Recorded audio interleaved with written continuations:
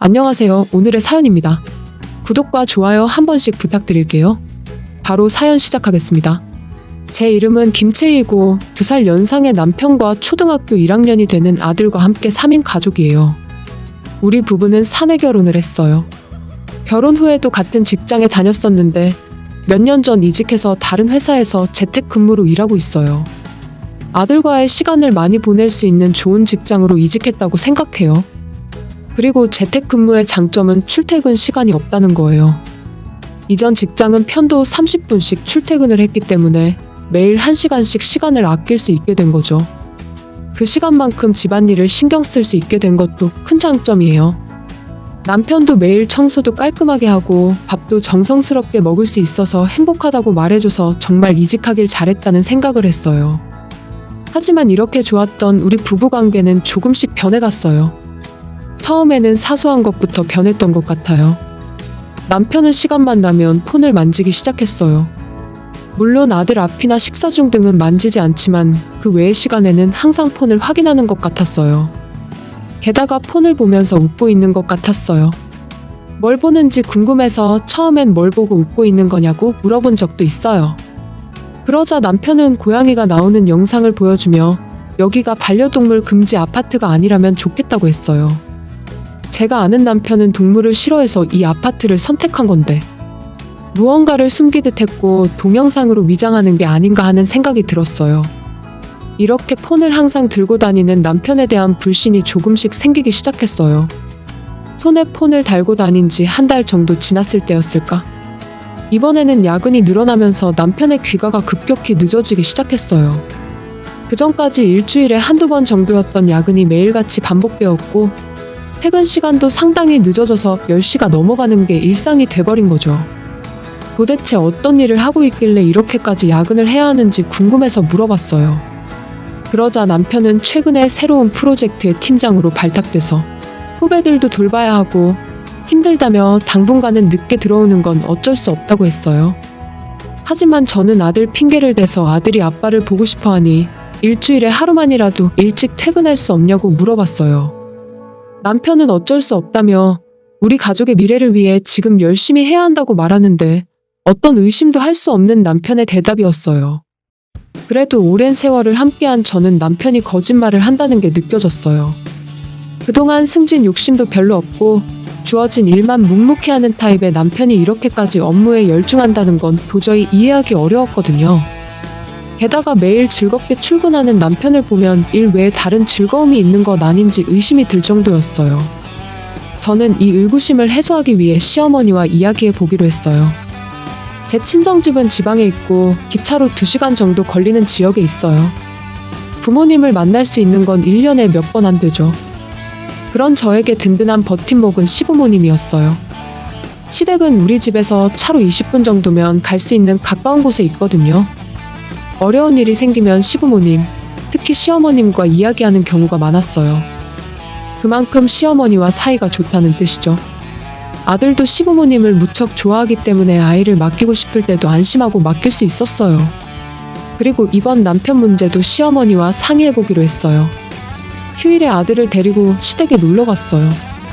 시어머니께 미리 이야기 나누고 싶은 게 있다고 말씀드렸더니 도착하자마자 시아버지가 아들을 데리고 공원으로 놀러 가서 저와 시어머니 둘만의 시간을 만들어 주셨어요. 경청해 주시는 시어머니에게 최근 남편의 부자연스러운 행동에 관해 이야기했어요. 폰을 항상 손에 쥐고 있고 야근을 엄청나게 하고 혼자서 외출도 하고 가족끼리 시간을 보내려 하지 않는다는 말을 했어요. 시어머니는 조용히 제 이야기를 들어주셨는데 역시나 시어머니도 남편의 행동이 이상하다고 말했어요. 시어머니는 금전적인 문제는 없냐고 물으셨는데 생각해보니 이번 달 생활비 입금이 늦어지긴 했었어요. 우리 부부는 맞벌이 부부이기 때문에 생활비는 반반씩 부담하기로 했었거든요. 매달 정해진 금액을 생활비 계좌에 입금하도록 되어 있는 거죠. 그동안 남편의 입금이 늦은 일은 없었지만 며칠 뒤면 입금되겠지 싶어 크게 신경 쓰지 않고 있었어요. 며느라, 생활비까지 늦게 주면 더 의심해봐야지. 아들을 믿고 싶지만 그렇다고 무턱대고 맘 놓고 믿고만 있을 수 없잖아. 시어머니 말씀이 맞다고 생각했어요. 그동안 저는 남편에게 너무 너그러웠던 것 같아요. 저는 시어머니에게 정말 어렵겠지만 엄마와 아들로서 남편에게 이야기 좀 해주면 안 되냐고 부탁을 드렸고 시어머니는 알겠다며 걱정 말라고 하셔서 도움을 받기로 했어요. 이렇게 해서 우선 시어머니가 남편에게 주의를 시키기로 됐어요. 하지만 이것이 역효과로 끝날 줄은 전혀 예상하지 못했는데 일주일 후 시어머니가 남편에게 주의를 준 것 같았어요. 남편은 시댁에서 돌아와서 잔뜩 인상을 쓰더니 곧 저에게 화를 내기 시작했어요. 너 엄마한테 뭘 말했어? 내가 열심히 일하는 걸 그렇게 못 믿어? 생활비 입금도 일이 바빠서 늦어졌을 뿐인데 그런 얘기까지 다 하고 이 나이에 엄마한테 그런 잔소리를 듣게 해야겠어? 남편의 고함에 저는 아들에게 자기 방에 있으라고 했어요. 남편의 화는 멈추지 않았고 승진할지도 모르는 이런 중요한 시기에 이런 더러운 기분이 들게끔 해야만 했냐고 말했어요. 아마 남편은 제 사과를 기다리는 것 같았어요. 하지만 저 역시 지난 몇 주 동안 남편 때문에 쌓여있던 감정이 많았어요. 나한테 소리 지르기 전에 행동부터 똑바로 해. 나는 어머님에게 사실대로 말했을 뿐이야. 어머님도 당신이 이상한 것 같다고 하셨는데 내가 오히려 화를 내야 하는 상황 아니야? 남편은 자기를 이런 식으로 생각하고 자기를 믿지 못할 거면 이 집에서 나가라고 했어요. 무슨 소리야? 월세는 나도 밭내고 있잖아. 근데 나보고 나가라고. 그렇게 못해. 남편은 씩씩거리며 자기 방으로 돌아갔어요. 이때부터 남편과의 냉전이 시작되었어요. 그날을 기점으로 저와 남편의 대화는 거의 사라졌죠. 남편이 식사를 준비해도 먹지 않으니 언제부턴가 밥도 하지 않게 되었어요. 남편은 아침 일찍 나가서 밤늦게 돌아오는 것 같았어요. 왜냐하면 저는 남편이 돌아오기 전에 먼저 잠자리에 들기 때문에 정확하게 잘 몰라요. 저는 아들이 외로움을 탈까봐 시댁에 가는 횟수를 늘렸어요. 그리고 시어머니는 남편의 행적을 조사해보는 게 어떻겠냐고 제안했어요. 여러 가지 의심스러운 점이 있지만 우리끼리 조사하기에는 무리가 있었거든요. 시아버지께서도 조사 비용을 어느 정도 부담해 주신다고 하셔서 탐정의 남편에 대한 조사를 의뢰해보기로 했어요. 아무것도 발견되는 게 없고 정말 남편이 일에 몰두하고 있다면 저는 진심으로 사과를 해야겠다고 생각했는데 그러던 어느 날 집에서 일하고 있는데 학교에서 연락이 왔어요. 아들이 고열로 쓰러졌다는 거예요. 바로 데리러 가서 집으로 데려왔더니 열이 40도에 육박하는 고열이 났어요. 병원에 데려갔다가 밤늦게까지 간호하고 있는데 남편이 막 돌아왔어요. 남편의 얼굴은 정말 오랜만에 보는 거였어요. 남편은 이 시간까지 깨어있는 저를 보고 놀라며 왜 이 늦은 시간까지 깨어있느냐고 물었어요. 저는 아들이 열난다고 짧게 대답했어요. 당연히 남편은 아들을 걱정할 줄 알았는데 자기한테 옮기지 말라는 말만 하고선 자기 방으로 들어갔어요. 아들이 고통스러워하고 있는데 그런 말밖에 하지 않다니. 아들의 열은 3일 만에 내려갔고 학교에 갈 수 있게 되었어요. 하지만 그 열은 고스란히 제게 옮아 저도 머리에 열이 나기 시작했어요. 남편은 제 침대 옆에 대야를 들고 나타났어요. 혹시 간호라도 해주려는 건가? 제 기대는 곧바로 사라져버렸어요. 남편은 들고 있던 대야에 담긴 얼음물을 제 얼굴에 뿌렸거든요. 고열에는 얼음물이 효과가 좋아. 고맙단 말은 안 해도 돼. 그렇게 말하고 남편은 회사로 출근했어요. 그 광경을 지켜보던 아들에게 저는 학교에 가라고 하고 저는 물에 젖은 침대를 정리했어요. 남편도 같이 옮았으면 좋았을 텐데. 그런 저주를 중얼거리며 저는 어느새 잠이 들어 있었어요. 정신을 차려보니 정오가 넘은 시간이었어요. 체온을 재보니 이미 평상시 체온으로 내려가 있었어요. 제 회복력이 얼마나 빠른지 웃음이 나올 정도로 놀랐어요. 일어나서 뭐라도 먹을 준비를 하고 있는데 시어머니한테서 연락이 왔어요. 탐정 조사 결과가 나온 거였죠. 시어머니는 미안하다는 말과 함께 저녁에 우리 집에 방문하겠다고 했어요. 저녁이 되자 웬일인지 남편한테 메시지가 왔어요. 우리 때문에 감기에 걸렸다며 집에 바로 온다는 거였죠. 그래서 저는 아침에 남편에게 당한 일이 떠올라 시어머니가 가져온 조사 결과와 함께 좋은 생각이 떠올랐어요. 남편이 돌아오기 전에 시어머니가 우리 집에 도착했어요. 탐정 조사 결과를 보여주시는데 역시나 생각하는 그대로였어요. 이건 부부가 함께 의논을 해야 할 문제라고 생각이 들어 아들을 시어머니에게 맡겼고 시어머니는 아들과 근처 패밀리 레스토랑으로 가셨어요. 그 후 남편이 집으로 귀가했어요. 열이 많이 났는지 얼굴이 새빨갛게 달아올라 있었어요. 곧바로 침대에 눕는 남편. 잠이 들기 직전이라 저는 그 틈을 타서 남편 방에 얼음물 20잔을 준비했어요. 남편을 흔들어 억지로 깨웠어요. 자, 이제부터 남편에 대한 신문을 시작하는 거죠. 당신?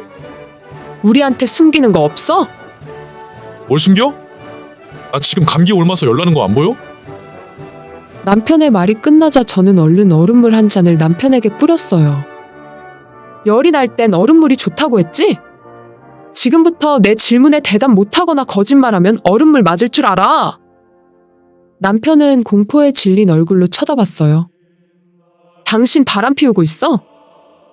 남편은 아니라고 말하길래 즉시 두 번째 얼음물을 남편에게 끼얹었어요. 여대생이랑 바람 피우는 거 모르는 줄 알아? 남편은 절대 아니라고 잡아떼길래 세 번째 얼음물을 남편에게 끼얹었어요. 총각이라고 거짓말했지? 네 번째 얼음물을 끼얹었어요. 침대는 이미 물이 흥건하게 젖었어요. 그리고 남편에게 여자와 호텔로 간 적 없냐고 물었는데 그런 일 없다고 해서 다섯 번째 얼음물을 끼얹었어요. 도대체 뭐야? 왜 바람 피운다고 단정 짓는 건데? 증거라도 있어?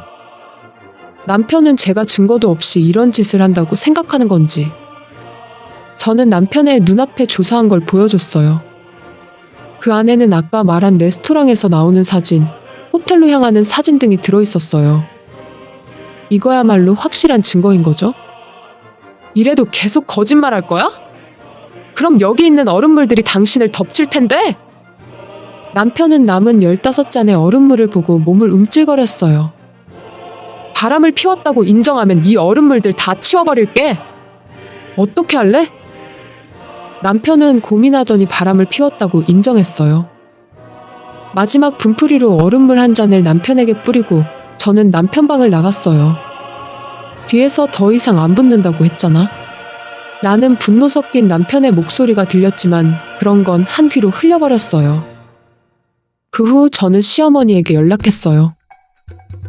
이번에는 저와 시어머니가 바뀔 차례거든요. 제가 패밀리 레스토랑에 가고 시어머니가 우리 집으로 향했어요. 그로부터 1시간이 지났을 때 시어머니의 부름을 받고 집에 가보니 남편이 반쯤 혼이 나가 있었어요. 시어머니에게 꽤 혼났나 보더라고요. 하지만 이제부터가 진짜 시작이에요. 남편은 제가 준비한 이혼신고서에 사인을 해줬어요. 그 외에도 위자료와 양육비도 정해야 하는데 이는 남편의 건강이 회복된 후에 하기로 했어요. 이렇게 시어머니가 지켜보는 가운데 남편이 서명하고 우리 부부의 이혼이 성립되었어요.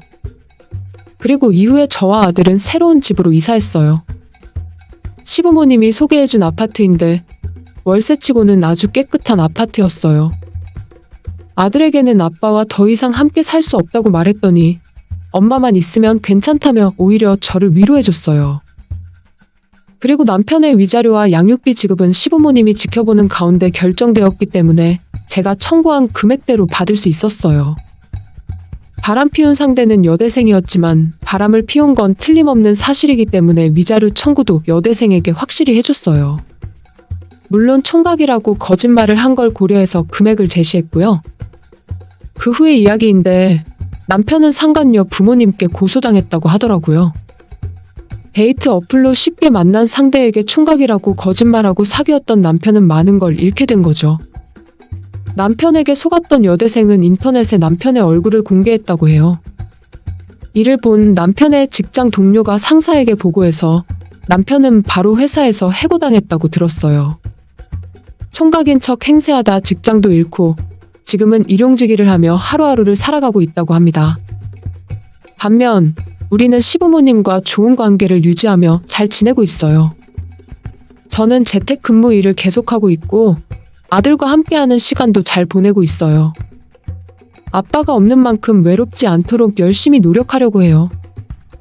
지금은 시부모님과 함께 아들의 성장을 지켜보는 것이 가장 큰 즐거움이 되었네요. 시청해주셔서 감사합니다.